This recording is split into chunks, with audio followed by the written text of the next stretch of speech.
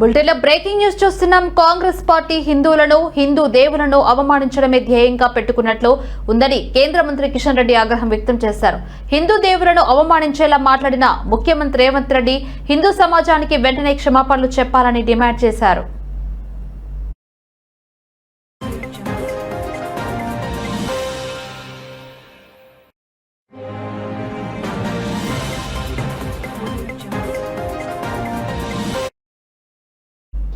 ఆయన వ్యాఖ్యలు హిందువుల మనోభావాలు గాయపరిచేలా ఉన్నాయని అన్నారు. గతంలో కేసీఆర్ హిందూగాళ్లు బొందుగాళ్లు అంటే ప్రజలు ఏ రకమైన తీర్పు ఇచ్చారో గుర్తు చేసుకోవాలని అన్నారు. తెలంగాణలో రైతులకు ఒక న్యాయం, పారిశ్రామికవేత్తలకు మరొక న్యాయమా అని ఆయన ప్రశ్నించారు.